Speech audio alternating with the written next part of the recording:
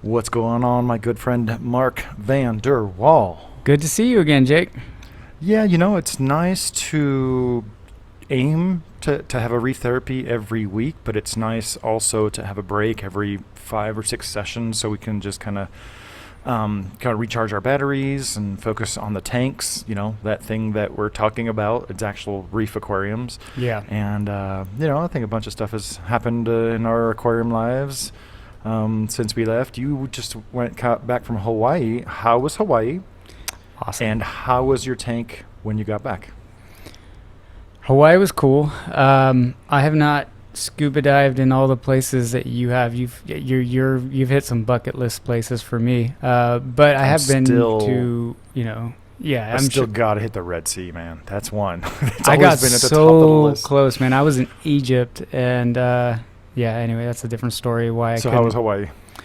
I mean, like I said, I've hit some Indian Ocean reefs and stuff, but I was really surprised by Hawaii because, not to discount it, my wife had wanted to go there in a long time, and I was like, if we're gonna go that far, let's go a little bit further, right? Mm-hmm. And part of that was just a lack of coral diversity. All the pictures I've seen in Hawaii were very monotonous. I wouldn't call it monospecific because there's like a few species. It might as well be. Yeah. But the ability to, there's not a lot of places, at least that I've been to, where you can easily just go right off the beach and you're on a reef, right? Think about Caribbean locations. Like, you got to go on a boat to really see the good stuff. That was a big, pleasant surprise. And then the fish diversity blew my mind. The tang diversity, the surgeon fish diversity was a bit like a reality check where it maybe on textbook I knew that those fish occur in Hawaii, but to be in like one bay and see naso tangs, unicorn, to see Achilles tangs, convict tangs, yellow tangs, coals. The list went on. Dusamarai, right? And what was the other interesting part was that the tangs that I always think those things can get big. Like, I wouldn't put one of those in anything but a really large tank. My brain always goes to a naso, or even sailfin tanks get huge, right? Yeah, a full-grown naso is not small enough for a 6-foot tank, even an 8-foot tank. When you see those fish, they're built for swimming. But what was amazing is that they were dwarfed by the Achilles and Dusamarai tanks. Like, the Dusamarai were like groupers. They were like these Goliath grouper tanks swimming around. They're thicker than most fishes are long. Yeah. Most people's fishes are long. Yeah. I recently saw a big assortment of large surgeonfish at the downtown aquarium in Houston. Very small, very cute little aquarium, but tons of very large, clearly rescued surgeonfish, many acanthaurus and zebrasoma species, and nasos. What else did you do in Hawaii? Got your dive on. You got to see some Monopora capitata, Posipora demicornis, and Porites. Yeah, I saw only one fungi. Yeah, but I spotted it and I was happy to see it. I saw a blue throat trigger. That was kind of fun because they weren't as common. That was just a neat, oh shoot, look at that guy. I did some hiking, which was awesome. Everybody there, huh? Did you go skiing? No. It's one of the few. I know they have a few token bunny hills up there, but so I guess it's one of the few places in the world where you can go diving and skiing in the same day. Yeah, no. So I celebrated my birthday there, and it was probably one of my best birthdays because I got up, I had a nice breakfast buffet, went on a huge hike on the north side of Maui, which I love hiking, backpacking. And then right after that, I hit one of the bays, and we had an awesome snorkeling, and my kids loved, they took to snorkeling really well. So that was also, because it's not fun if your kids hate it and you're trying to have a good time, right? It's got to be so fun taking your family to marine habitat, and you can answer almost all their questions. Yeah, and the other part Daddy, was... what's that? What's this? My 6-year-old was scared at first, right? And he was like, I want to go back. And I was like, nah, come on, man, you can do this. And he was holding on to my hand. And then the minute he spotted a sea turtle, it was like, all right. Like, he just let go of my hand and he took off. And I was like, whoa, you can't go off on your own, So. Well, if the sea turtle is doing good, it's a gentle creature, it must be fine. Yeah, I think it just shut off the fear and the wonderment took over, right? So that was Oh, cool. that's good. And then I ate at a good restaurant with a good view, and I was like, man, this is a pretty good birthday. So How was your happy belated birthday? thank you. How was your tank when you returned? Good. Everything was solid. I did order a new skimmer, and I just left it in the box, right? Like I knew better than to put something new on the tank. I think But it's funny that you selected this skimmer for one feature that has failed to propagate throughout the reef aquarium hobby. Go ahead and tell them what it is. oh yeah, so I did pick up a Deltek skimmer, and yeah, I mean for the most part it was it's just I wanted a skimmer with a wiper, and I also wanted a skimmer with a DC pump because, in case in point, right, I run my sump level pretty deep, and I find that that reduces the head pressure on the pump quite a bit, and then you end up with, skimmers overflowing. You end up with really turbulent bubbles. So I like the idea of a DC pump being able to turn it down and having the bubbling calm a bit so that you can get a nice head of foam in a deeper sump water level. I don't want to be putting my skimmer up on a stand on it, but the wiper was the big thing because I like to skim wet. That was the other thing, and my little skimmer When fills you up skim pretty quick. wet, so when I skim wet, I only do it for like a little bit at a time. And when I'm messing with the tank or I dosed something recently or just trying to do a concentrated water change, so I don't run wet full time. Do you get like that carbohydrate buildup that's more common with like downdrafts and stuff? Carbohydrate? What do you mean? Well, it's just kind of like light colored and like fluffy instead of real dark and gross. Yeah, yeah. And part of it too is I don't do it all the time, but I have because I two-part dose and my salinity creeps a bit.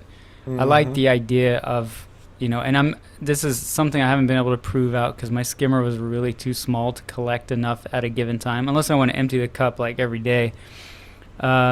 So having a slightly larger skimmer cup, I was hopeful, and with a drain and with a wiper where I just drain it into a pitcher, I thought maybe I can start to figure out a balance where I wet skim to get the salinity in check or just reduce the creep a bit, So, Right. but No, to I feel your you on point, I mean, it's a nice skimmer. It has some nice features. Do I wish some things were different on it? Sure. But to your point, like I didn't really want to spend that much on a skimmer, but my options for a manual wiper were like two skimmers. And yes, I could have Right. gotten an electronic one, but the idea is that to me, the lid still gets dirty, right? So you still want to eventually clean what the bubbles bounce up against. So it's just nice with these manual heads. You just turn it once a day while you're feeding your fish. And then maybe once every week or two, you just pull the lid out and just rinse that in the sink. You pop it back in, and then the rest of the time you just drain the cup into a pitcher and pour that out, and life is so much easier. And a lot of these cups are a pain to remove anyway, right? So Yeah, I have almost no two of any skimmer. I have like 8 different skimmers by design. Like I want to see what all these are up to. yeah, And some of them have real nice snap locks, some of them twist lock, some of them a bayonet fitting, some of them just compression fitting. But one thing that this is a really simple benefit of the Red Sea Reefer skimmer is threefold. It's got a large, integrated neck wiper. It has a large cup, because what's the point of wiping down the skimmer cup? It's skimmer neck if you still have to like empty it, every 10 days or something. It's got a big one. Like I could easily go 2 months, but we don't ever do that. And it's got that window through the cup to the neck. that's a good design feature. And so I can, basically we wipe down the neck once a week, not even once a day. Obviously, if I had one tank, I might be a little bit more attentive to that one skimmer. But yeah, those are 3 fun features. Just that, not even talking about the conical body or the affordable price or, it's the fact that it's a really good skimmer for the price. But yeah, I'm kind of surprised that the manual neck cleaner hasn't taken off more because, man, I've had automatic neck cleaners. And it's a freaking circus trying to take things apart just so you can get the cup off Yeah. to, kind of clean it up. Like, when you wipe down the neck, you make little sludge balls that will hopefully eventually kind of bubble out. And, all right, you can have that cup go down to like a waste collector. But over time, it's just going to be nasty. I don't want anything to become nasty in my tanks, inside or going out of the tank. That's not my jam. Well, it's just another thing I gotta plug in, and you know me, I actually like automation and controllers, but it's to a point, right? And for something that takes me Where 2 it seconds to matters. do, right? Why Yeah. automate something that takes 2 seconds a day? You don't even have to do it every day. You do it every week, right? Yeah, absolutely. No, and so I debated going Red Sea after watching your video and then ordering the CJ DC retrofit for it, but I don't know, the laziness set in where I was like, well, yeah, okay, or I could just get the Deltek, which already has a DC pump. My only complaint is the controller on the DC pump with the Deltek feels cheap, and that's not to say that it is, right? I mean, it's a Honda Accord is more reliable than the feel and quality of a Mercedes or BMW probably, but it just feels like not something. I don't know. I was just a little bit like I held the controller. What is the cost difference between high quality buttons and like bargain basement? Yeah, that's buttons. Are we talking 10 to 25 cents? Is that the difference right there? Like, come on, guys. I swear, one of the things that will tell you a lot about a product is just the feel of it, right? Yeah. So anytime I get something with buttons on it, I feel them out, and if they're mushy or one's mushy and the next one's fine, you just know there's not that same attention to details. But for a controllable protein skimmer pump, you don't have to mess with it too much. True. My only concern with those is it has 6 speed settings or 10. Good question. I don't know. I think it was like 7 or 8, but maybe Yeah, it's just only like this weird number. Oh man, what was it back in the day? Back in the day, it was 6. That was kind of like the common G-bow based, controllable DC pump. And you in your mind, you can't even do the math easily. Like, all right, 100 divided by 6. What is that? 12.5 or something. I'm sure my math is wrong. Yeah, that would be 8 exactly. Then prove my own point with my bad math. But yeah, I'm really surprised the manual neck cleaner is not something that has it's like spread in the aquarium hobby. But on my list of things to do is build a DIY solution for all of my protein skimmers. And after you got that skimmer, I started like racking my brain. So I got a cool idea for DIY manual neck cleaner. I'm excited to try it out in the future. Like I know one guy, he just has a not a spatula. What do you call those things to like get everything out of a jar? It's like a squeegee. That is a spatula. A lot of people call flippers a spatula. Okay. But what you're talking about is actually a spatula. Yeah, and he just keeps one of those by his skimmer, and he does it every once in a while. But again, having the lid with something to grip and turn, it's so elementary that every skimmer should do it. I don't understand why they don't, especially if you're gonna make your skimmer cup a pain in the butt to remove in the first place. Speaking of like pain in the butt protein skimmer cups, I still remember how the Royal exclusive protein skimmer cup had a female thread on the cup. Oh right, you had to screw it on, right? And then the Vertex Aquaristic had a male thread. I might have gotten those backwards, but I'm just like, what are you doing? Why do I want to sit here and twist this thing, 6-7 times fully around? Like, this is not a high pressure. If it was an external protein skimmer, fine, totally. Give me the threaded cup thingamajiggy, show off your lathing skills. But otherwise, like, get some really nice, compression fittings. That's one thing I can say about the Ultra Reef protein skimmer. They have some unique gasket design that I showed you when you were here, and it's not too hard, but it's really firm when it locks into place, and I've never seen that exact gasket. It's not just an O-ring, so that's a really cool one. I think the hardest one to pull off is going to be the Red Sea, because I think it has dual very thick O-rings. Yeah, all of the skimmers I've had in the past, I always remove the O-ring and just let it sit, And do you get a tiny bit of leakage? Sure, but it's sitting in my sump. Who cares? But then I could just lift the cup out. I have the same thing with my Nios. It's I'm not even. There's just no motivation to go there and try to clean up whatever might be obstructing it for making a full seal. I'm like, it's trickling back into the tank. Who cares? Yeah. Who cares? Well, you have so many different types of skimmers. Do you ever forget the mechanism of like, oh wait, this one you got to turn this way, or this one? I mean, does that or? No, I've stopped using any of the threaded protein skimmers, so I don't use a Royal Exclusive or Vertex. I still have the bodies on the shelf though. I think almost everything I have is going to be a bayonet fitting, like the Nios. Everything else is kind of compression style. The Toonsy just kind of falls right in. The only kind of tricky one slightly is the MaxSpect Air Aqua Duo. It has kind of like dual clamps that kind of slide out of the way. And I think that's an oval shaped cup, so that would be a really hard one to produce a DIY net cleaner. We do it all the time. We clean all the skimmers once a week just because we can. We try to keep everything super clean as much as possible. Nice. Yeah. Yeah. No, I was relieved that I came back and everything looked tip-top shape, and I checked. When you the walk webcam. into the house, yeah, when things sound right, oh, isn't that your first notice that everything is probably fine? Yep. Yeah, if it sounds right and smells right, you're like, all right, I'm going to walk around. I'm going to turn this corner. There's a 95% chance everything's going to be fine. A little algae on the glass, no big deal. Yeah, I'm telling you, webcams are a godsend too, because you can just check and go, if I see fish swimming and things look fine. I see fish swimming normally. Yeah. So I have one wide-angle webcam over everything, and I can't see the polyps. I can't see the breathing. But when I see that big blue fish with a yellow tail swimming around like he should at a certain time of day, I'm like, oh, it's fine. Everything's fine. Yeah, I mean, maybe you lost a coral, like frag decided just to burn out on itself. But at the end of the day, like the holistic system is still functioning as it should. So, but yeah, so it was good. It was good to come back. And it's funny, I actually missed my tank a bit. And I think maybe... That's a good feeling to have.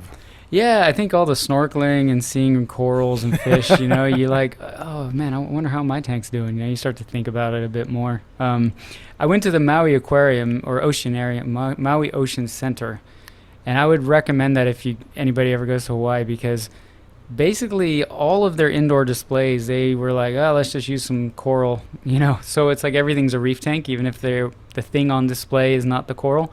Yeah. And sort of on our subject of our discussion, they didn't wedge 3 billion frags in. It would be like one little pile of rocks, in a neat shape, and then maybe 5 corals. And those corals were big. They just called up Waikiki and be like, hey, can you just send us some overflow? You have some surplus we could just take off your hands? Sure, thanks. Yeah, it was cool. It was like one tank just had some Passilopora and a fungia, and that was it. I was like, That's awesome. It looked great, Very nice. So, but yeah, I guess that's all I say about that. But yeah. Well, I started. So I've been running my mode rack as a quarantine system for a long time. Yeah. But I haven't had it chock full of fish for maybe like 2 years. I think the top row has been empty for at least a year and a half. And so I already went ahead and set that up as a standalone anemone holding system, so I can start shuffling anemones out of there.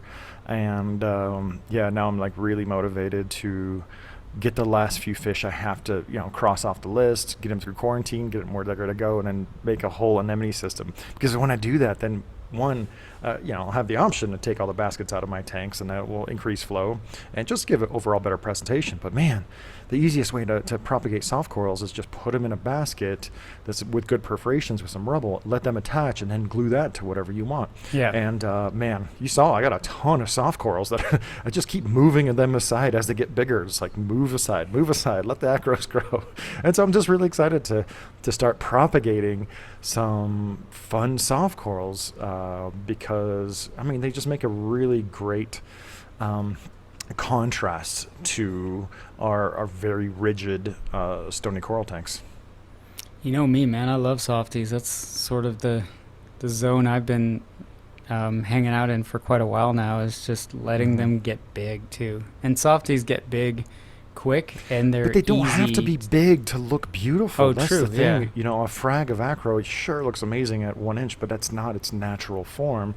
And then it has kind of an intermediate stage, but it's not until it's almost any acro, until it's like a foot or 2 foot across, that you can really appreciate its colony shape.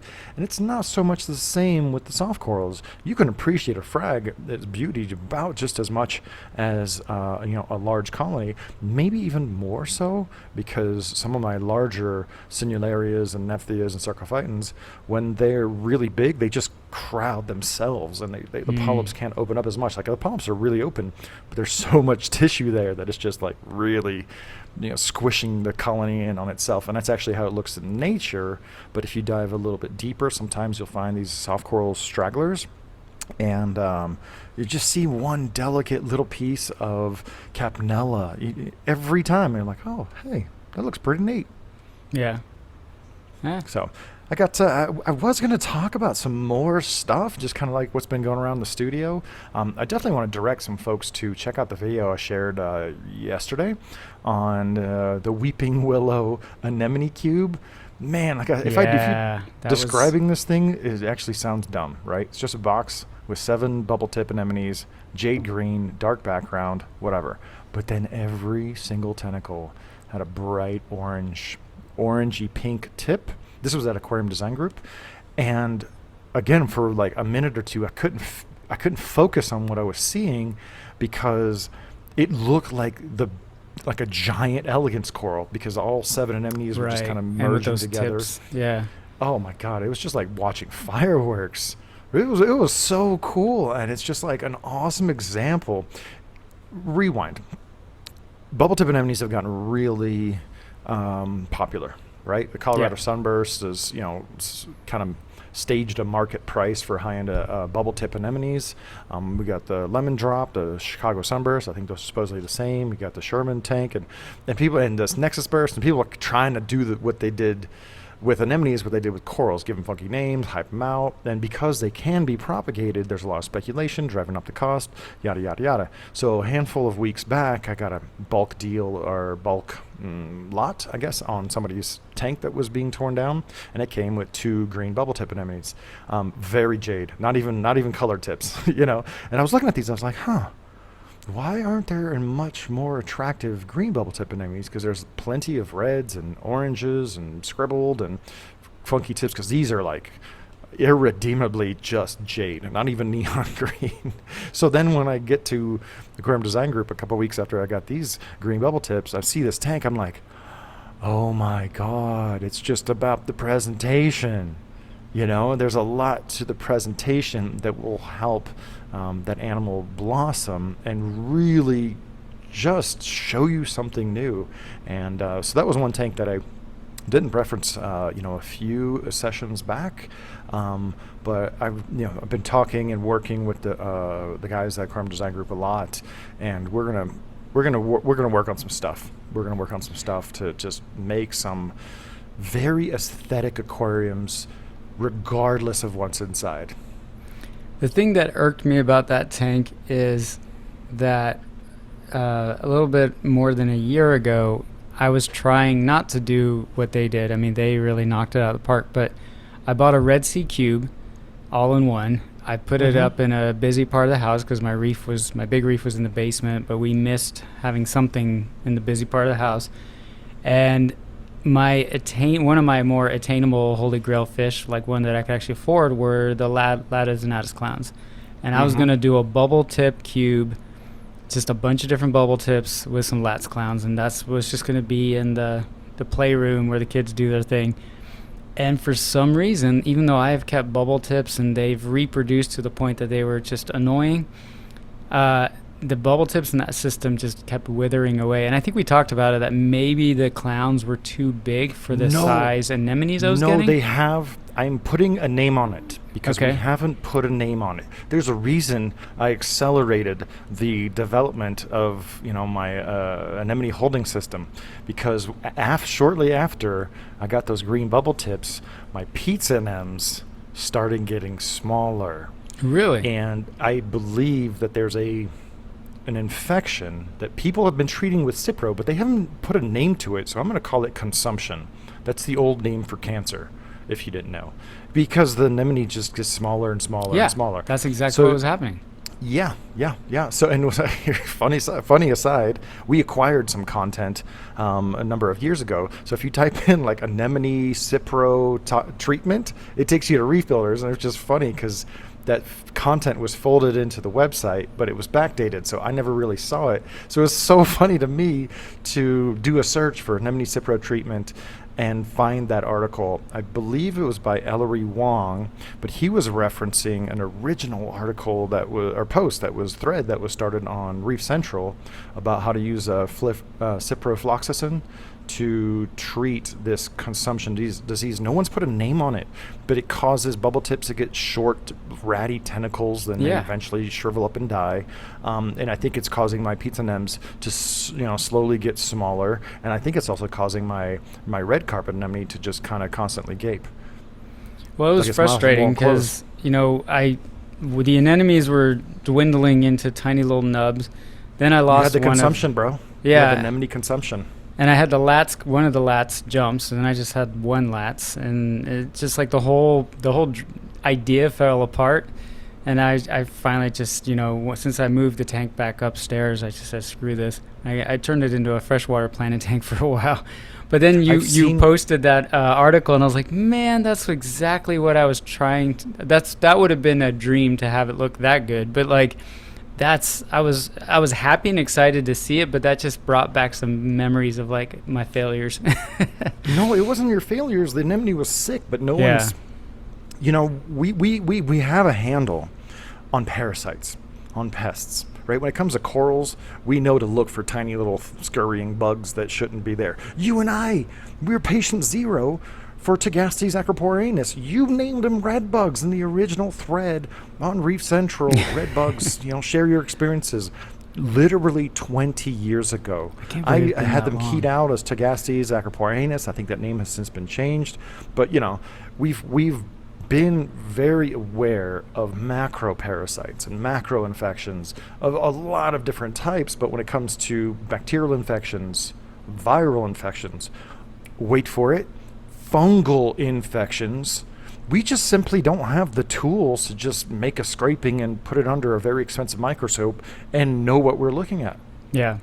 Well, it's the same with the clams, right? We talked about tridacnids. Yep. I bought a blue squamosa. It's next to a durasa. The durasa is growing. The squamosa withered away. Squamosas are, in my opinion, fairly hardy. I don't know if the blues are a little less hardy, but... Well, that's half crochet, so it makes it a little bit less hardy. But at the same rate, it's like, how do two clams sitting right next to each other, there's no snails, right?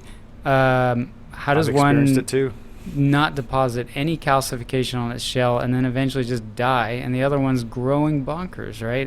There's something up with that. So yeah, I mean, we're still navigating our way through this giant science experiment that is the reef aquarium hobby.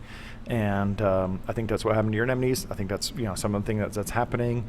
Ciprofloxacin has become a lot harder to get. I saw Chewy just restocked. I looked forever on Monday. I got so desperate, I literally scheduled an appointment for my sea anemone at the local vet. The receptionist turned me, try to shoot me down twice, and third time I was like, please, just let me talk to the doctor, and I could explain to her that there's no science around all of this. There is no peer-reviewed literature. There is no academic training to treat these mystery ailments, but there's a small body of online published documentation showing that this treatment is very beneficial for a lot of anemones. And then finally she was like, all right, we're kind of booked up, put me on the cancel list, but now I found the stuff on Chewy, so I should be good and not have to pay for the vet visit. So yeah, that's how desperate I was to treat this potential mystery anemone consumption. I couldn't convince my vet for the red bug treatment, so I had to order that. What is it? From Canada? I ordered it from Australia. Interceptor? Yeah, Interceptor. Which is a shame, right? That you have to go that far. And then, like I said, I think chloroquine phosphate is like it's like solid gold when it comes to prophylactically quarantining and treating your fish, and even that's really hard to get to now. It's frustrating. Yeah. All right. Well, I think we got enough off our chest. The beginning of this therapy session, and oh man, we have a really push button topic to discuss, to expound on this session of reef therapy. Yeah. And I simply don't believe that reef aquariums are as expensive as people think.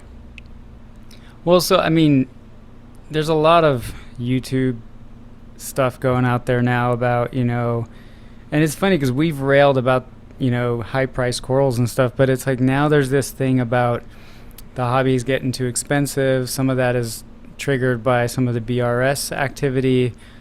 Some of it's, I think, just the pricing on some of the equipment. But I think you and I agree on the holistic level, but I can sympathize with some of the sentiments that are out there around that too. I will put my head on the chopping block because for 15 years, my career has been built on talking about, discussing, hyping, being excited about new and promising reef aquarium gear. I will gladly take my share of the blame because I know that is what I do. That is my job description. But between the lines, one, I believe that higher performance gear is going to reduce problems. Yeah. It's going to reduce losses, which are costly, and it's going to increase your overall experience. And I think, a lot of this higher end reef gear was tailored for lifers like you and me who realize that if we buy, a good return pump, man, you're going to have that pump on 5, 6 tanks over 8, 12, 15 years. This is before a power supply was involved. Now there's a power supply that's probably going to be the weak link, but you can replace that and your pump's good to go. But man, I got some mag drives been kicking around doing utility work for like 12 to 15 years. Yeah. I never even open them. I never open because I use them for like utility applications. But on the flip side, what gets lost in the messaging is how often I'm really trying to beat the drum of products that will actually solve a problem and reduce issues. A perfect case in point is a couple weeks ago, I did an entire video on, second installment of Reefology on the Reef Builders YouTube channel, talking about float valves. Float valves. They are analog, take no power. I've never had one fail. And they cost $10 or less versus an ATO machine, which is $200. The same reefers who are complaining or whining or just putting it out there that reef aquarium hobby is expensive, they have an ATO machine on all their tanks. I was like, what are you doing? Yeah, you're replacing an analog physics provided solution with a $200, failure prone reef aquarium device. I really encourage folks to go check out that video, because if you expand that to the flow for your tank, the protein skimmer for your tank, the lights for your tank, you'll see that there is a lot of savings to be had by thinking a little bit more critically about the equipment you purchase versus just buying whatever's on the shelf virtually or in real life. Yeah, I think the reality is it doesn't have to be an expensive hobby, right? And you and I have been in it long enough, and we've set up the, all glass, or now Aquion, whatever, like PetSmart Petco tank.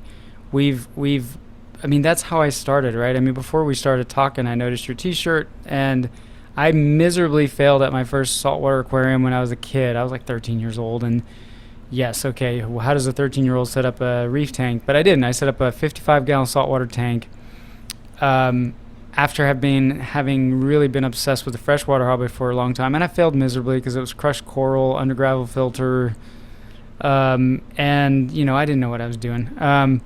And then I didn't keep saltwater in high school. I kept freshwater. And then freshman year in college, I read an article by the guy on your shirt where he basically brought up the leech-in thing.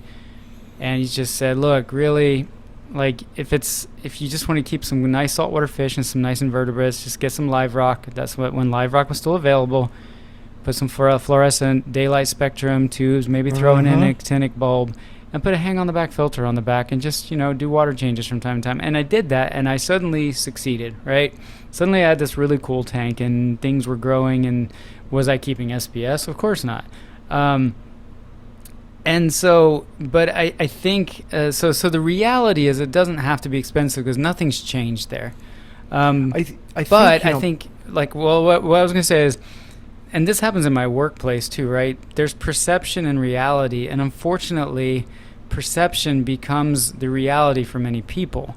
And my thing is that if you, and I'm not talking about you, I mean, you're in the business of reviewing new and exciting things and developments and equipment in the hobby. But I'm talking about just general YouTubers, Instagrammers, again, we've talked about that ad nauseum. If you're a newbie jumping in, your perception is, holy crap, this looks like a very expensive luxury hobby, because that is what is glorified on those platforms, right? Let me say that when I started the studio, before I had the coral flats and all the fancy displays that I had here, I set up a token nano reef tank with an all-in-one light. I used the freaking all-in-one light with just whatever internal power filter is in there. You can go back, check out Reef Builders, look for Nano Reef Tank or Reef Builders YouTube channel. You'll see videos of this tank. I don't think that tank cost $100. I put hammer corals in there, green polyp sarcophyton, a little bit of candy coral, and a few cheap goniopore frags on the side. Altogether, that one nano reef, I had it going for, I don't know, 7, 8, 9 months until like sunlight was really baking it, because through the seasons it was coming through the window and baking that thing. But yeah, set up a token reef tank. The tank with all the livestock would have been, I don't know, maybe like $250, because the tank and the cheapo light and the internal power filter. And what was in the power filter? Nothing. There was nothing in the power filter, man. There was no carbon. There was no sponge. Maybe there was a little bit of sponge. Well, and for as long as I've known you, right? And I think you've always documented it. You've always had very examples of very simple, effective systems, right? Yeah. Always. Look up Eco Reef Zero. Look up Eco Reef 1. Look up Zero Reef East. These are little nano reef tanks. No rock, no sand. Just a tiny little corner power filter. The only catch with those tiny little tanks is you need to cover them, because otherwise they evaporate water really, really, really quickly. And this is something that I'm going to get back into very shortly in collaboration with Mike and Jeff Sinsky at Aquarium Design Group. Because that anemone cube that I shared the video of yesterday is basically that in large. And so I've been discussing with him.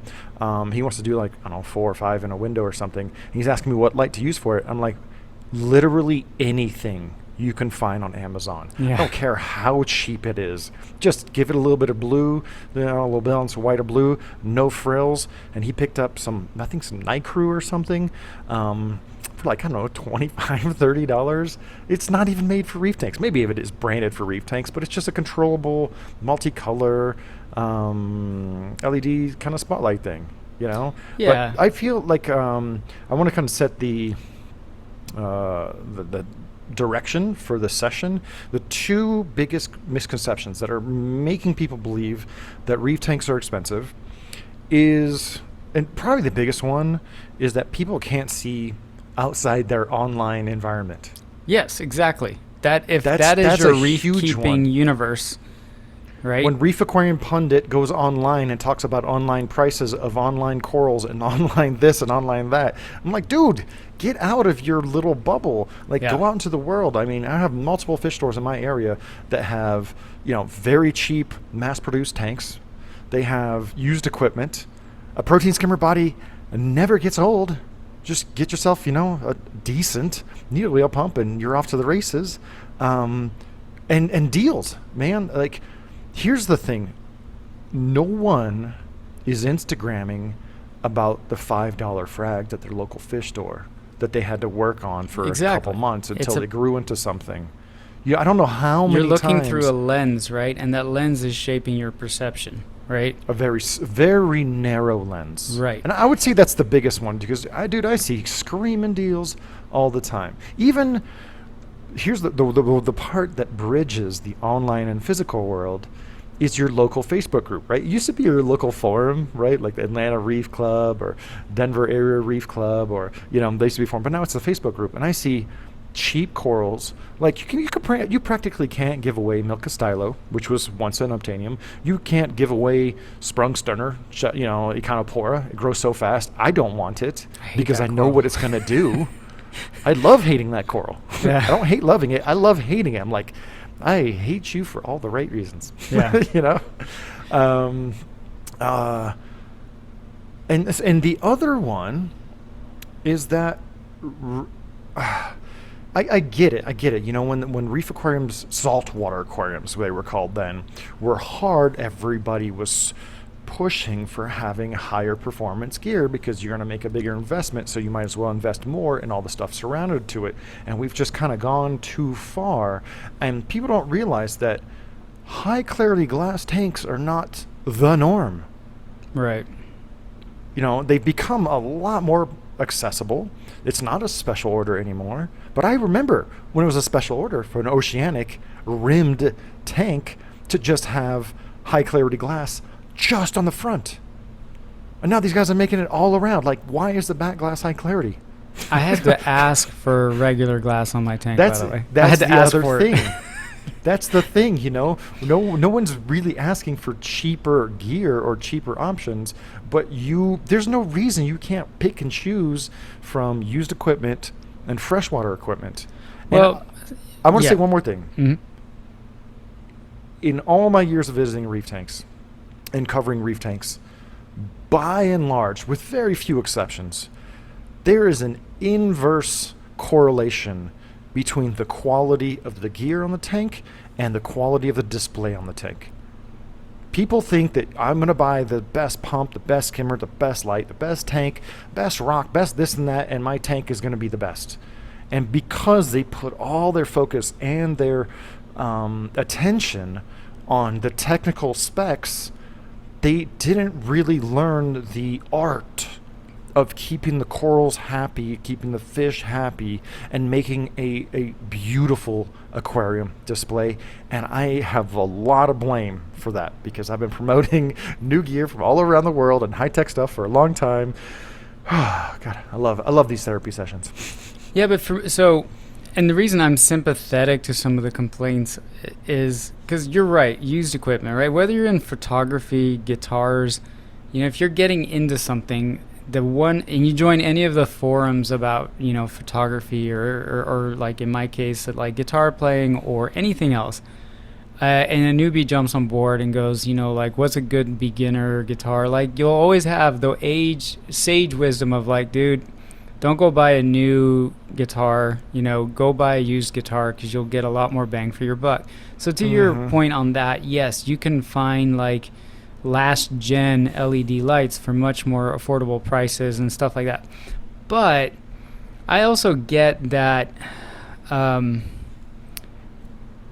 and I'm trying to adjust my lens on Instagram, right? I'm actually now following people that are setting up these planted nano tanks with overflow filters, and they're using freshwater lights. And one guy had an awesome mangrove cube with soft corals out the wazoo, and he just has some of those par bulbs you used to use, right? That you just screw in, that you can buy off of eBay. But that said, you go to bulk resupply, and you're like, I'm gonna go buy a light for my tank, right? There are not a lot of cheap options there in the new market. No, there's not. When I was talking to Jeff, I literally was looking around for so many of these tiny little freshwater lights that I've collected over the years. Yeah. And I can find them in other countries, but like piecemeal. But there's not. Here's the funky thing.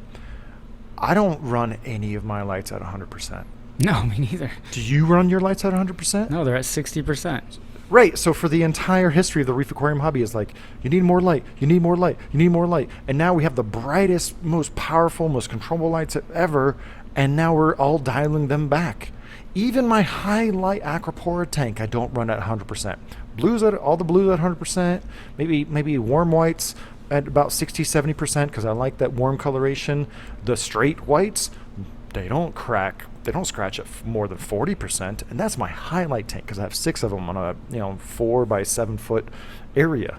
But we're spending so much for these super high performing gear, and then we're not running it at its to the extent that it was designed for, and then people want to complain that the reef aquarium hobby is too expensive. Like, oh, it's such a weird. I don't know. I don't even know how to describe it. But there's good. I mean, there are. It's so. I mean, one thing is I would like to see more innovation in the affordable market.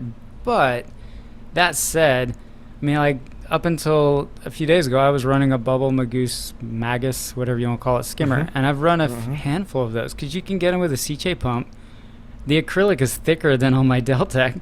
They're nicely made skimmers, and they run well, and they're affordable, right? Current USA, like what happened to those guys? They used to produce some really good light strips that would grow soft corals, no problem. LPS, no problem. They were affordable. They even came with a little controller timer. They're actually making, I think they just got into the SKUs and how many of each they could sell. They really got into the direct-to-consumer market and Petco. But I have a $250 controllable bubble lens multi-channel looking thing that's been sitting on the shelf waiting for review that is probably going to put out the same amount of power as the current XR15 Gen 5 Pro at the levels I'm running it at. Right? I'm pretty sure if I take that current USA, run it at, I don't know, 80, 90, 100%, it's going to match the levels I'm using with an XR15 over my 24-inch cube. Right? So it's $250. Right. So it's $250.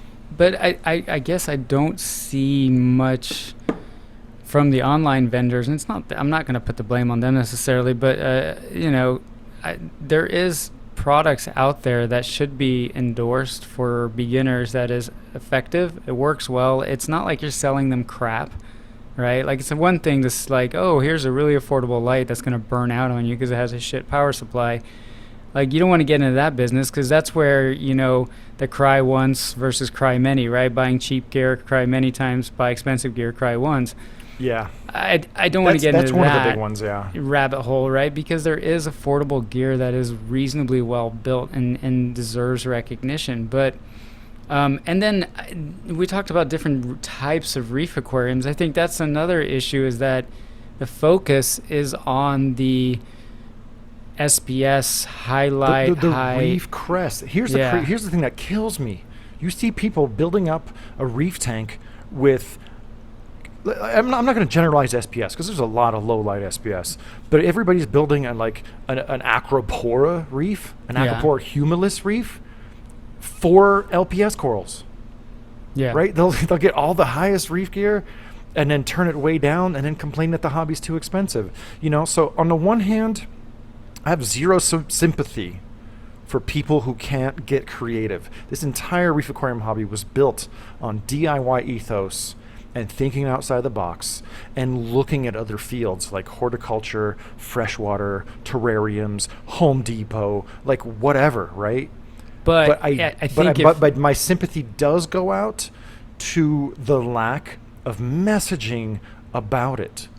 Yeah, and I would say if you were a time traveler and you decided, I'm going to get into reef keeping, and you time traveled to 2002 and you jumped on the forums, the emphasis was very DIY, right? It was a mark of pride. Yeah. And it wasn't necessarily about building from scratch. It was about taking off-the-shelf stuff and making like modifications and tweaks. Like a Skilter is a shit protein skimmer, right? But with some tweaks, you can modify the put an air stone the impeller, in it. Put an air stone in it, put some silencer stuff on it. Like there's so many things you could do, and that was so much of the joy of like making the gear work to our purposes. But because the reef aquarium hobby is so lucrative, a lot of companies have seen that, and they've aimed for the top end of the market, and they're making products like it, to suit those needs. So when I really dove off the deep end in reef keeping, what did I have coming at me, right? I had articles from people telling me ways to set up a simple system. I had Garf, right? telling me to get a Oh, Garf was the VisiJet protein best. skimmer and some fluorescent tubes and have at it, boss. Um, you had a simplified reef keeping guy. He had like a website. You had one guy that had I mean, like there was a whole article, monthly article in one of the magazines, and it was all about a simple approach to keeping a marine aquarium. I Yeah. don't. I'm sure it's out there because everything exists on the internet now, right? You just got to know where to look. But it's just that's not as front and center for a newbie, right? A newbie's not stumbling onto And it's Garf. going to be intimidating when we have an idea about anything, not even just aquariums. We go online and try to get it vetted. But our version of getting it vetted is usually just, confirmation bias, Yeah. right? You just look for enough people that agree with you, like, all right, I must be on the right path. But you're not going to find that in this current climate. That's the problem. Yeah. It's not the gear. It's not the methods. It's the current mental philosophy about reef keeping, you know? That was a good one. That's actually a problem. But I do want to say that because I've gotten the studio and have worked with like 1,000 corals, a couple hundred fish, and a dozen and change tanks over the last 3 years, I've really scratched that itch for the exotic and for the rare and for the unique. And I mean, ever since probably like the beginning of this year. Hold on, I gotta plug in, otherwise my power's gonna go out. But I was gonna say, ever since the beginning of this year, I've realized that I miss the simple and the healthy and the common stuff. The old timers, they found all the cool corals and fish a long, long, long time ago. And I'm gonna grab my power supply. So you fill the air. No, I mean that's what happened to me. Is I mean, the last 10, 15 years, I got crazy about SPS I got crazy about SPS in 2002, but I went down all of that, and then I was chasing all these different things, and then eventually, as I sort of took a step back, I just realized, like, you know what? What the internet is telling me is cool, and, like, I should like, isn't really like what I'm having as much fun with. And like why do I get more excited when somebody posts a tank that's just littered with soft corals and is just densely overgrown? It's the same in the planted tank world. I don't like the neatly trimmed tanks. I love the like low tech planted tanks that are just overgrown, right? That's just what has always appealed to me. I mean, we talked about Walter 80 and algae turf scrubbers and dynamic aquaria. Like that for some reason, that whole realm just is what appeals to me. And so finally I was like, well, I'll just keep a couple of SPS, but I'm going to start, getting back into more soft coral dominant tank and let them kind of go buck wild and just, enjoy seeing them sway in the current and having that variety of just moving things in the tank, right? And letting things get overgrown and not worrying about all the hiccups that come with SPS. And I'm happier right now. Will I ever set up a acropore dominant tank again? Sure, I'm sure I will. But just, I don't know. It's funny how you kind of come full circle and you get back into some of the stuff that excited you from the beginning. I couldn't agree. I couldn't agree more. It was exciting in the early days of Reef Builders to just like discover these fish that had always been bookfish or that we'd never heard about. And I went down all these paths, and then I got all the fish, and I'm just like, you know what? I still freaking love a stark-eyed damselfish. Yeah. I still think there's almost nothing cooler than a Banggai cardinal fish. Yeah. Or a purple tang, or a yellow tang, or a damselfish. Damselfish, they're so freaking beautiful. Yes, there's troubles down the road unless you just do damselfish in a 20-gallon tank. Oh man, dotty backs are mean. They make a great species nanofish, though. Yep. No, and that's the thing, is that's where I've come full circle. And I'm sure some people are like, oh, why is this guy talking to Jake? He doesn't have an SPS acropora dominated reef that's lit out the wazoo with a sump that looks like a nuclear power plant. I'm like, yeah, you're right, because that's not what I'm about anymore. I may in the future, but I love that back to basics, simplified, kind of nature-y stuff, right? I mean, one thing I've said many times about the studio is that one of my favorite things is about the studio is not only what you can see, but what you can't see. Right. It makes no sense to me. It looks cool. It looks fun. It looks stimulating to have all the bells and gizmos and manifolds and valves and reactors everywhere. But man, all that stuff is upkeep. And if you're taking care of that stuff mechanically and not thinking about how it's impacting your tank, you're just decreasing the enjoyment of your tank, decreasing the success of your corals and your fish, and just have a mess and so many problems that can go wrong. But yeah, all my stuff is super bare bones. That was the only thing to me that is like superfluous to some would be my kalkwasser reactors. But I run plenty of tanks with just kalkwasser, super light dosing, protein skimmer, lots of water flow. Well, and I don't want to come off as a hypocrite because you mentioned a tank that was built for SPS to keep LPS.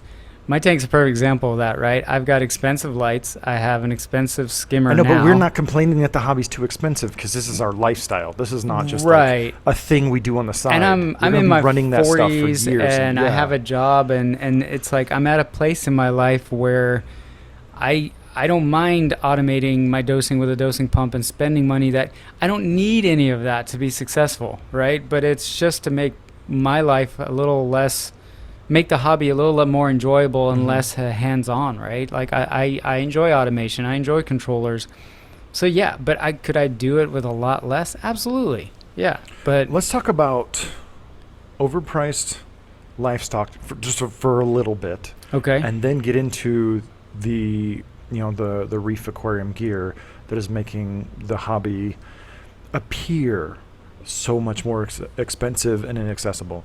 But when it comes to livestock, man, I already said it one time, but like people don't hear you the first time. I'm telling you, green star polyps will make awesome. you so happy.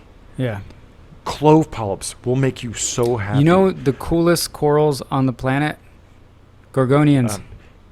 It's like an SPS softie. They grow. They're awesome. They're just awesome. Mm-hmm. If you've never, Gorgonians, purple. I mean, I'm telling you, like, I'm predicting right now, the pendulum's going to swing back where people are, like planted people, like I used to be part of a cabal of people who kept Bucephalandra and Ariocolin and these funky, rare, exotic plants, and I kept specimen tanks, and I sold them for a while. So it's funny, I've almost never sold corals, but I used to sell stems. There were freshwater plants by the stem. I was probably the first person in North America to keep Bucephalandra because it was on my radar.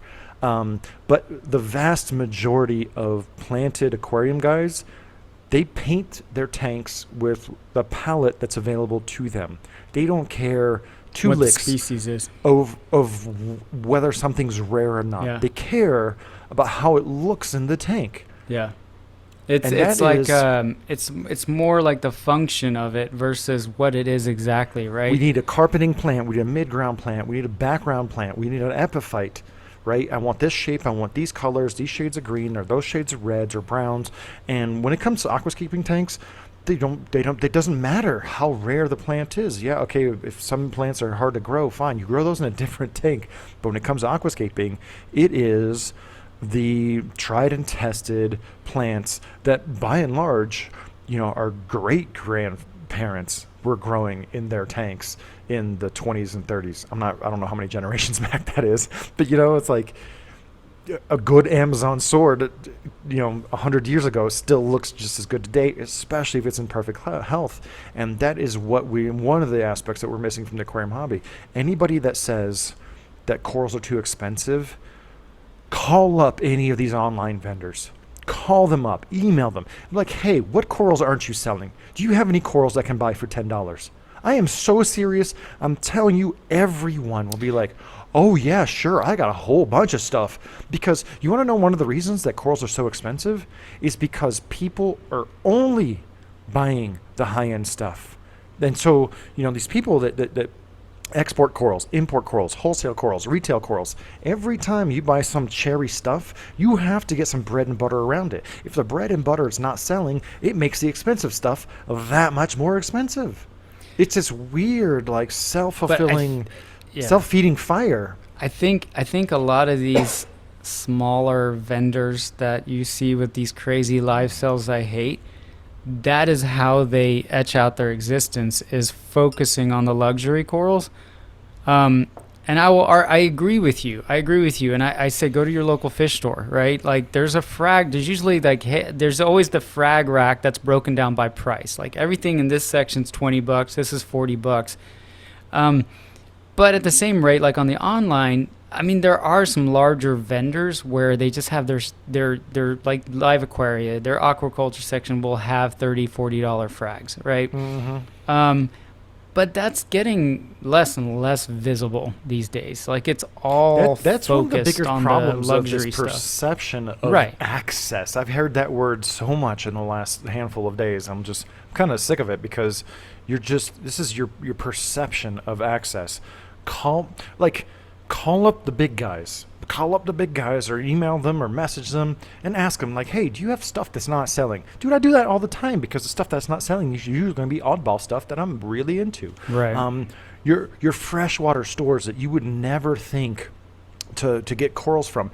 Petco gets decent corals, I think, from RA. Guess what? Nobody buys them because saltwater reefers are stuck in their bubble that they don't think to go to a Petco and see this commercial installation of coral frags, sometimes clams, just sitting there growing and growing and growing and growing for so long that you got to rip it off the rack, you know?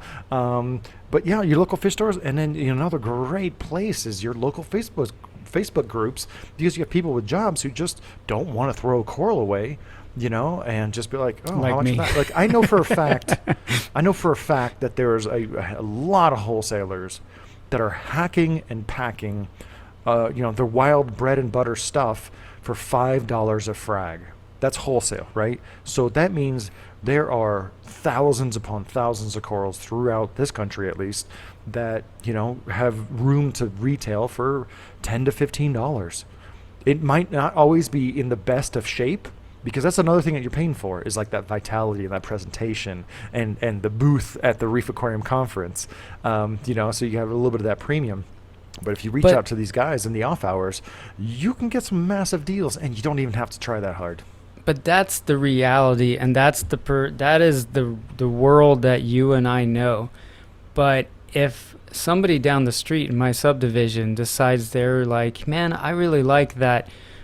I went to Hawaii on vacation, and I went to the Maui Ocean Center, and you know what? I would love to build a reef, like a saltwater aquarium with some corals in my tank.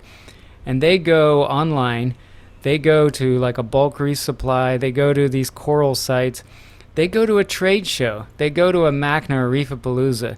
Their perception is going to be like, holy crap, right? And so that's the point, is how do we change that lens, right? Messaging.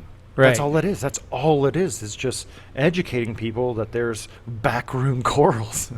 There's backroom livestock. It's almost like affordable reef keeping is like a subculture now, right? It's like it is. All right.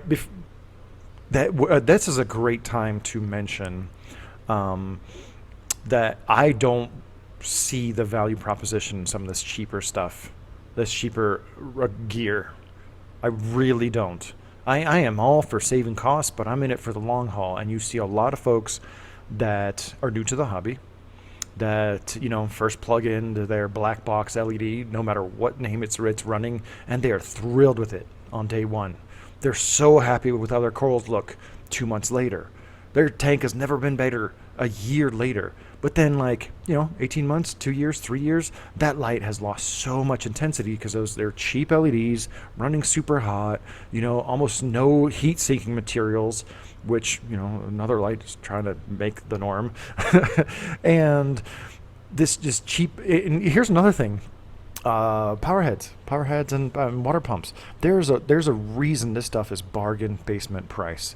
And someone was astonished that I made the claim that some of the generic water pumps lose their magnetization over time.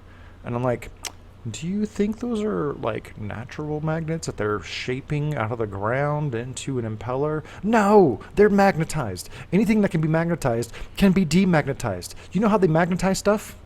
Do you know how to magnetize like ferric materials? I briefly recall from science, yeah. Heat. Yeah. Heat. So if you have a cheap pump that runs really hot, guess what? Over time, it's going to lose its magnetization, and it's literally going to lose power. I challenge anyone who has a 1-year-old or 2-year-old G-bow or comparable water pump or return pump or flow pump and a brand new one, just put those side by side. Just because day one, sure, they're fine, but when they run in a super hot environment, they will literally lose their magnetization and therefore their power. And I don't see the value for a lot of things, right? You wouldn't buy a cheap heater. No, and I mean, I think we've talked about this before. When you're in the business of keeping an organism alive, and in some cases one that was taken out of the wild, it's sort of like there's a moral obligation to not go on the cheap either, right? Like, do your best to keep that animal alive. It's not a disposable thing. But in every hobby, like you could probably see behind me some fly reels, right? Fly fishing, something I like to do too. People come to me for advice, and there's ways that you can help somebody and say, okay, let's say you have $200 to spend on a fly rod and reel. Put all of that money in the rod because the reel doesn't matter as much, right? A $20 reel and a $200 reel, they do the same thing, right? Whereas I'm nodding. I don't really know. Okay, but I'm just agreeing with you. So really, like, you're not gaining. There's a diminishing return on the reels. Whereas I feel like with a nice quality rod, you're gonna have much more, success, better feel, whatever, better casting. And the same in aquariums, right? Lights are expensive, but considering that corals use light to grow and live, don't skimp on a heater. Don't skimp on the lights. You can find pumps that are not crazy, Ecotech MP40 expensive that are successful and like are fairly reliable, right? Like I'll never snub someone who's using a mag drive return pump, right, that they bought used, and MaxiJet power heads that are just going forever and ever. So right. The alternative to some of this, cheapo new stuff is quality secondhand stuff. Yeah. The reef aquarium hobby is so big and so just incredibly large. Like, to you and I, it's like freaking astounding.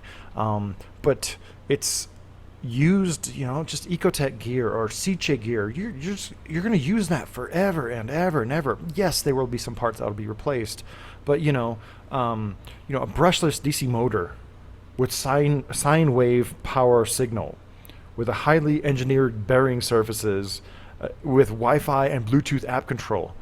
Do you think that's a Camry or a Mercedes-Benz?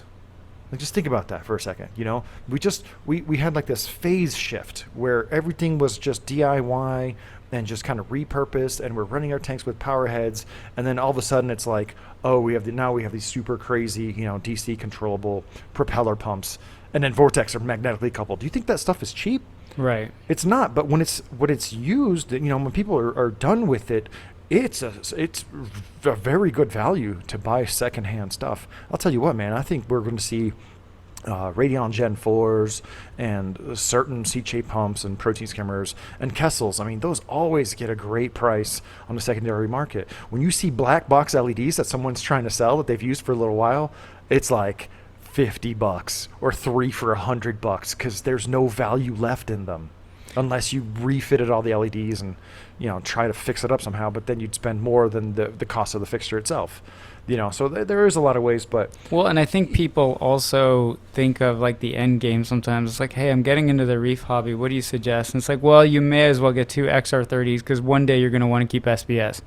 Like, well, yeah, that's true. I have been advising almost everyone against XR30s now. Just get multiple XR15s, right? Because the Gen 5 is just like a crazy level of performance, and which is funny because I've been talking to some people that have been suggested in XR15s too, and they're like, my store keeps telling me to get XR30s. I'm like, that's because everyone wants XR15s, and there's a lot of supply of XR30s and not the 15s. So we've definitely reached a plateau of like crazy awesome performance, and but do you think, and I'm not saying there's an obligation here, right? But do you think that if we're at that point where you're gotta run an XR30 at like much lower percentage on your average reef tank, why not bring in an XR5 or something that'll light up a 2x2 space. And there is examples of that, right? Kessel, I think, has the 150. Go start introducing lower wattage equivalents, because we're like, hey, we've hit a point in our ability to put lights above your tank that is at such an insane level that now we can maybe circle back and say, hey, that guy that's setting up a 75-gallon tank for the first time, just get two of these $200 Ecotech lights.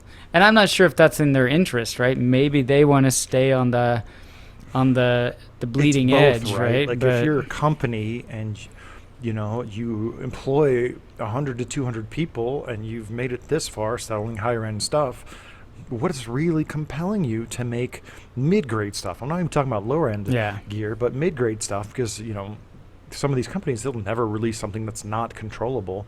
But when I was talking to Jeff Sensky about his nano tanks, I'm like, buy literally anything. Yeah. Like, for $200, you should be able to get like 6 different nano lights. Throw away the ones you like and get more of the ones throw away the ones you don't like and get more of the ones that you do like. And there's just so little risk. Okay, my introduction to LED lighting was on EcoReef 1, and that became EcoReef 0. I used these tiny little PAR 16, spotlights that I had to piece together my own spectrum with the blue and the royal blue and the white and the cool and the warm white, and it was fun. It was so much fun for the nano tanks. I'm really tempted to set up one again for my ball tentacle anemone, which is not an anemone, it's a coralomorph. You saw it in my sump, right? The big old dude. Oh yeah, you fed it. And I got a second one from Tidal Gardens. Yeah. Shh, don't tell them about the dead freshwater fish that I fed them. But I'm like, that thing needs no light, and it looks freaking amazing. Yeah. I really need to pull that thing out of the sump, because I've had it for years, and I've never had it on display. I've always had it in a safe chamber of my sump. But there's just so much room for experimentation, and I feel like a general theme with all of our sessions, not every one of them, is just everyone just going with the flow and just thinking that that's it. And I really miss the times when people were a lot more creative with what they built and how they built it. And well, even the arguments are homogenized. It's like, okay, you're subscribed to 10 different YouTube celebrities, and they're all talking about the same thing. And it's like, come on, guys. Think outside the box. Give us some insightful feedback. Don't just be parrot what's being already said. But yeah, what else did I want to say? Yeah, I just feel like, because of the old approach to reef keeping, a saltwater aquarium keeping, where you're going to put more expensive livestock in there, and so therefore you should have a Milwaukee pump and just a bigger sump and all this stuff. It has been going for like 20 years, where now everything that we all talk about and use is a Tesla or a BMW. It's more the messaging and the mind share that's missing. And to be honest, there isn't. Like, a Prime is an amazing light, and it's also probably overkill for most tanks. Because people are like, oh, the light is small, but it's 55 watts. All right, I'll put that in my 10-gallon tank. But then they're running it at 25 to 30%. You could probably just take the fan off, put some smaller LEDs on there, get rid of the lenses, and run that over a 5-gallon. And, I think there's a lot of room there for the nano tank market. But what is compelling some of these companies to make cheaper products when people are already buying the smaller, higher-end products? Well, yeah, I get that. And I mean, somebody's going to be like, well, if you use this light, there's these constraints, right? Or this and that. Or there might be too much shadowing if you just use 2 primes over a 75-gallon tank. But it's like, yeah, work with those constraints, right? Ask yourself, what are some of the most unique, creative tanks you've stumbled upon on Instagram? They're usually nano reefs, right? They're usually... Very, very true. There's a guy like Tiger Boy or whatever his name is. He's on Instagram. He posts pictures of these old macro algae tanks, and he's just using a power filter on the back and like a little LED strip. But it's because they're working within constraints that spurs creativity. And to me, it's so rewarding. It's so much cooler. Man. I was also going to say, I challenge anyone. If anyone wants to take up this challenge, on a 4-foot tank, 3-foot tank, I will run it with a power filter, no skimmer, cheap lights to your high-end gear, and I will achieve every bit of the reef that you achieve. Like I'm throwing down the gauntlet. Somebody wants to go head to head. You want to put, a few $1,000s of gear against my few $100s of gear. Let's go. Let's duke it out. It'd be super fun to demonstrate how much is possible with just very minimal filtration. And I've actually been, there's been a lot of mergers and stuff, and people are just kind of stuck on corporatization of the aquarium hobby, which has been going on for a really long time, whether they know it or not. And so I'm going to be making a really big campaign for Local Fish Store Saturday, the day after Black Friday. And in our discussion, man, I'm like, I'm going to put together a tank. I was thinking about it while I was on vacation, listening to all the people yelling on YouTube. I was like, I'm going to go... They're not yelling so much, they're ranting. They don't even have good arguments, I know. right? They're not, but I was like, I'm going to go to Petco. I'm going to get a 30-gallon... Well, I'm going to get a all-glass tank. I mean, my 20-gallon that all my corals I keep in for a few months just to check for bugs and stuff, it's a 20-gallon. I did go fancy, and I used a Tunzi internal filter, but all it is an internal filter with a surface skimmer. That's all it is. It's a power head with a box. Right. Hey, you know what? The Seachem Tidal Power filter also has a surface skimming feature built in. That is what I used to use exclusively, but I got annoyed with the salt spray, and so now I use the Tunzis, which are cheap too, and there's a compartment for a heater. They're actually brilliant. I think the Comlines are highly underappreciated power filters. Well, everything's been homogenized to be done a certain way, and that's been propagated by just an avalanche, a tidal wave of even people who've kept a reef tank for like 10 years. I'm like, all right, well, you're still kind of new to it because you don't know how we got here. But I'm like, I've been thinking about this for a long time. I'm just preoccupied with putting out content and having sessions of reef therapy and looking after my corals and my fish. I was just like, man, I was just looking at pictures today of that nano tank I set up, the token nano reef tank that I set up here. I'm just like, well, that thing is every bit as good as any other nano tank. It needs 0 bells or whistles. It doesn't need dosing. Doesn't need a protein skimmer. If it needs anything, I'll just change all the water out of it, 5 gallons, put it back in. It will literally take me a few minutes, and there goes my need for an ETO. There goes my need for any dosing. There goes my need for algae scrubber. There goes my need for chemical media. It's just like everything is erased on a smaller tank. Just drain it down, put some good water back in, and you're good. You're good for a while. So yeah, I really want to show more reefing on a budget because it's just not that hard. It's not as hard as the professional reef aquarium bloggers would have you believe. Well, and it doesn't need to be stuck to the nano realm, right? Affordable reef keeping should not equate nano reef keeping. No, absolutely. I think I could put together a 55-gallon everything needed livestock and rock for $1,000 or less. Do you remember? Was it Mike capping it at Paletta? 1,000? Sorry, go ahead. I'm capping it at 1,000, but I think I can come in under that, and I'm going to be looking for some sale prices, but not Jake Adams prices. Everyone wants to, always wants to hook it up. I'm like, nope, whatever it says on the sticker, that's what I'm going for. On Small Business Saturday, we're gonna have a huge campaign, and I'm gonna build a reef tank from scratch from all the stuff I buy on that Saturday, and I'm gonna set it all up in one day, and I'm gonna do all the videos, and it'll be awesome. Do you remember Mike Paletta, I think, wrote a book about like, hey, these are a bunch of examples of great reef tanks? Remember that book? Yeah, it's been done a few times. Yeah, I remember in one of the books, Bob Stark, is that his name? The guy who founded ESV, Bionic. Yes, sir. Yes, sir. His tank was one of the example tanks, and I think it was run on like a Magnum filter. Yeah, I don't know if I would go to the canister filter route. No, I wouldn't either. But it's like, here's a guy who like revolutionized like additives in the reef keeping hobby. In his reef tank, he was like, yeah, I'll just stick a power filter, a type of power filter on it. And he put some lights on it, and that was it. People always want to know what's in my filters. My nano reef tank. There's nothing in the filter. It's just snaking around until the pump sends it back to the tank. There's a little filter sock on the intake. I cleaned that, I don't know, a few times in here when I remember that it's there because it's so clogged it starts kind of overflowing into one of the other chambers. And in all my nano reef tanks, like I don't even think about what I put in there.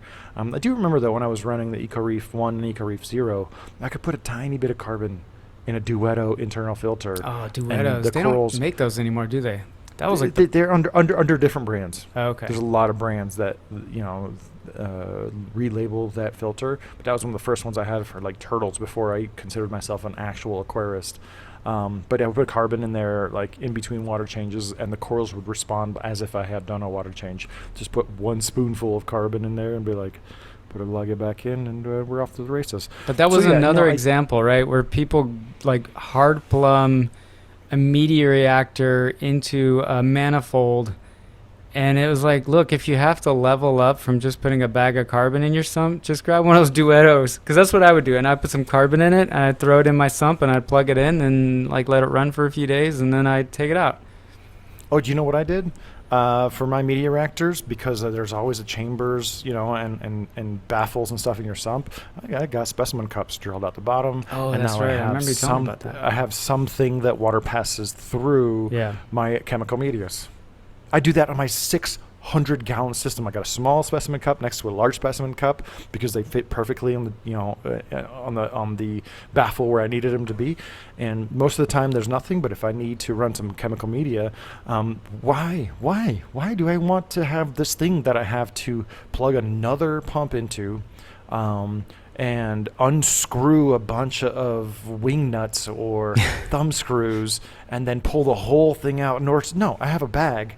And you know what? I take them out, and I take it out, and I take it out, and then I have a pile of used media, and I clean them all at once, and then refill a bunch at the same time. And as I need them, I just go grab a pre-rinsed bag, throw it in there as needed by what the corals tell me. Yeah. So I think what's really cool about this session is I think we've identified the real problem. It's not the products, it's not the technology, it's the messaging. Because if you look at some of these freshwater tanks, they have everything they need. The only thing we need is something a little bit bluer. And when you and I were talking, I guess a little more privately about it, and just if we, because I was like, well, we'll define affordable, right? Like, because that's a slippery slope too. Is like what's affordable to one person is not affordable to another. So, affordable reef keeping, how do you quantify that? And for me, it was like, all right, compared to a freshwater setup. Right, I would consider that sort of a good variable to go against. Now the livestock's going to probably be more expensive, obviously. The other thing is some of the livestock, yeah, because some of the corals, they grow so much and so fast that they almost have no value. Like people will almost pay you to take them. No, but like fish, right? Like fish are not necessarily, but. I'll put a yellowtail blue damselfish or a domino or a humbug against any freshwater fish, cost per cost. Right. Those are $5. To me, show me a freshwater fish that costs $5 that looks like a humbug or a blue devil. No, but like your blue devil is more like I don't know, like forget discus and all that, but I mean a $10 fish at PetSmart, I don't know. Like on average, you might, when you add it all up, the cost of putting crap in the tank might be higher, right? But the other argument I don't want to, I have all the lace rock. I have all the rock. Yeah. I have dry rock. I have man-made rock. I still use lace rock in my tanks because I freaking like it. That's a freshwater stone. Yeah. Okay. Yeah, I say the other thing that seems to be the focus of discussion is whether a light should be like they're talking about the example lights that are $700, right? And I'm like, well, okay, if you want to argue whether they should be charging that much, that's like a whole other argument, but that has nothing to do with the hobby being expensive, right? I'm not going to say that the guitar hobby is expensive because some custom shop guitar that costs 10 grand is expensive, right? Or I mean that so to me, like singling out individual products doesn't make sense, right? Because there are people are also forgetting that getting a good LED light, you don't have to replace the bulbs. Yeah. Like you did with T5s and T8s and T12s and halides. You don't have to get a chiller because now all of a sudden your tank runs a lot cooler than it ever has. And you're supposed to get 10 years out of it. So if you amortize the cost of an $869 Kessel A9X, a Neptune Sky, or a Radeon G5 Pro over 10 years, that's $90 a year. But when did people aren't those thinking about lights? that because And they are in the I just perception named world. 3 lights that were the exact same price. Right, but all those lights, in the narrow lens world that people think their reef keeping universe is, they consider those standards, and I don't consider those standards. Right? I mean, Those are premium, right? Except for one. I mean, in my opinion, and again, I'm not trying to set up an Acropora tank, but don't think that should be the standard either, right? And an XR15 or a Hydra 26 or an AI Prime or an A360X or an 150 Kessel, these are all great lights, and give me a 75-gallon tank and give me 2 of the smallest Kessels, and I will set up a cool tank. It'll be cool. Absolutely. And the thing is, the average new reef keeper is talking to people who've only been keeping reef tanks for 10 years, and they don't know how to do it creatively. They're just going to the standard bearers, and it's if you really dialed in those Bam Bams and your Eagle Eye Zoes and those Rastas and a few different colors of shrooms, a few leather corals, they're going to be about as bright, if not brighter, than your struggling SPS corals. True. I agree with that. Yeah, so I feel like, we've made our point that there's a lot of room to make the reef aquarium hobby more accessible, and it's just about the messaging.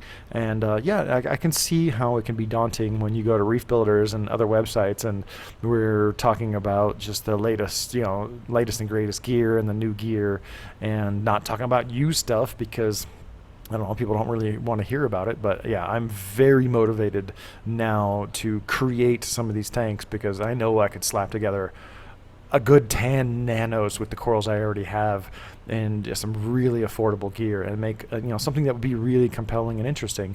But when you see what other people have, you want to have that too. And whether it's gear or fish or livestock, maybe you feel left out unless you're really in tune with the aesthetics that you enjoy in front of yourself.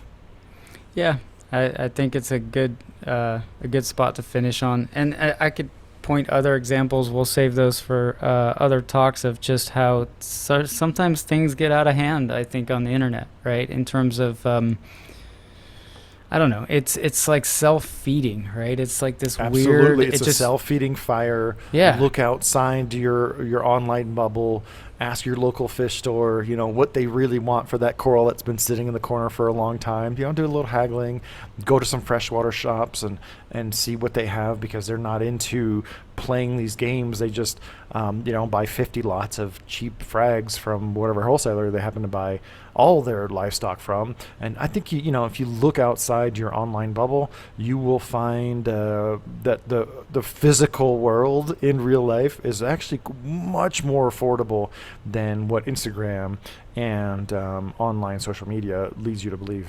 But I do worry, man. I think the people that are walking into that bubble and going, hey, let me learn about this hobby, it's starting to look like, on the perception level, it's starting to look like collecting luxury watches or something. And the wannabe biology people, right? Like the people that are just want nature in a box and want to tinker, they're going to go right out that revolving door like, whoa, okay, I just walked into a madhouse, I'm out of here. I do think that's going to happen, and you're going to see the audience change, and that's, to me, worrisome, right? The pendulum has swung to a very far extreme in regards to the equipment and the livestock, and what else can it do but swing back to a more moderate center where we take from the principles of aquascaping and ponds and terrariums and focus less on the names of the coral and whatever hype is of the minute, and create just something that is beautiful and enjoyable. Yep, absolutely. Cool. Well, that was an awesome session. I thought we were gonna talk about something else, but this one came up, so it was kind of cool because I'm fired up about it. And this is a topic that's actually been on my mind for most of this year. But I'm looking forward to eating my own dog food by putting together some cool, compelling, and very affordable examples for people to be inspired by. I may or may not join you in that endeavor. We'll see. Yeah, I'll see what I can do to get you on that reefing on a budget train. So if you guys enjoy this episode, make sure to share it with someone who might be discouraged by the high cost of reef keeping, that is promoted online. But I think there's a lot of solutions to this emerging problem, and we're going to do what we can to push the pendulum back to a more moderate center.